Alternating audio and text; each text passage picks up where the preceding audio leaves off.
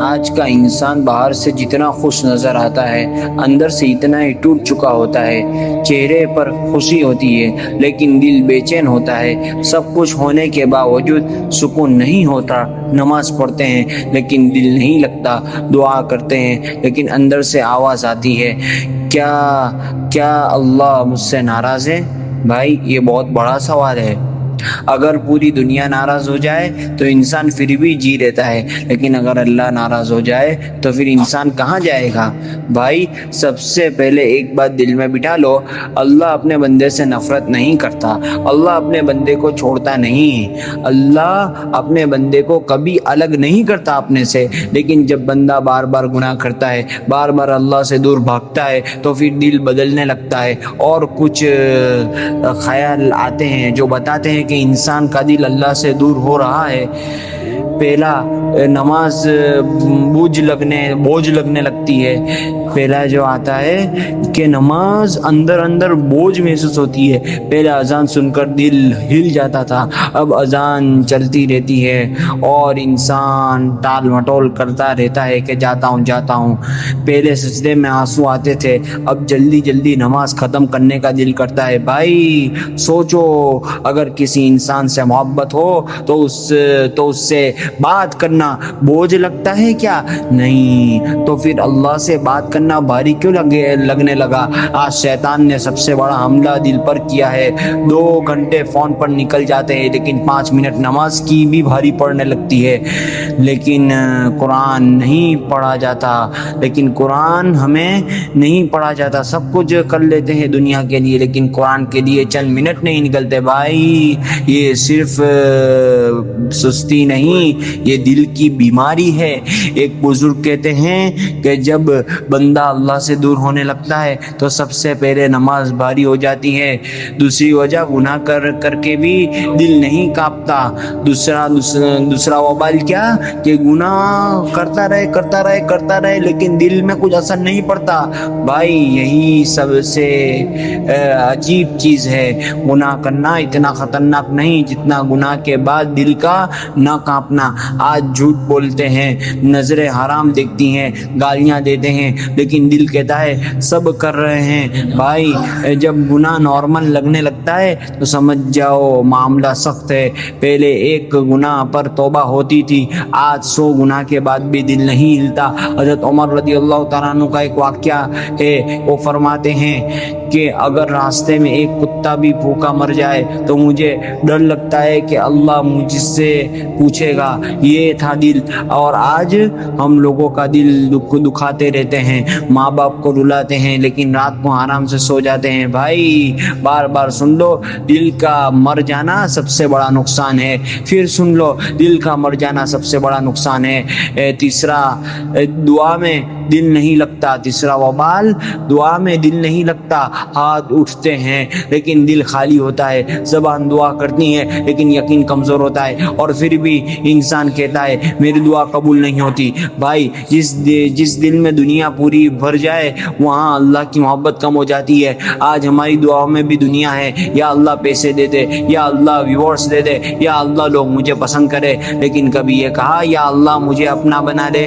بھائی اللہ صرف ورڈز نہیں سنتا، اللہ دل بھی دیکھتا ہے۔ چوتھا سنگ، دل سخت ہو جاتا ہے۔ قرآن سنو، کچھ فیل نہیں ہوتا۔ موت کی بات سنو، کوئی اثر نہیں ہوتا۔ کسی غریب کو دیکھو، دل نہیں پگھلتا۔ بھائی یہ بہت سخت حالت ہے، کیونکہ جب دل مرنے لگتا ہے تو انسان کو پتہ بھی نہیں چلتا۔ پہلے گناہ کے بعد رونا آتا تھا، اب مذاق بن گیا۔ پہلے تہجد مس ہو جائے تو دکھ ہوتا تھا، اب فجر بھی مس ہو جائے تو فرق نہیں پڑتا۔ بھائی سب سے بڑا خطرہ گناہ نہیں بلکہ گناہ کر کے بھی دل کا نہ کانپنا، یہ سب سے بڑا وبال ہے۔ پانچواں سنگ، دنیا سب کچھ لگنے لگتی ہے۔ دنیا ہی سب کچھ ہے یہ سمجھنے انسان لگتا ہے، بس پیسہ، بس فیم، بس ویورز، بس فالوورز، اور آخرت، نماز، قرآن سب پیچھے چھوٹ جاتا ہے۔ بھائی آج انسان دنیا کمانے میں اتنا بیزی ہے کہ اسے اپنی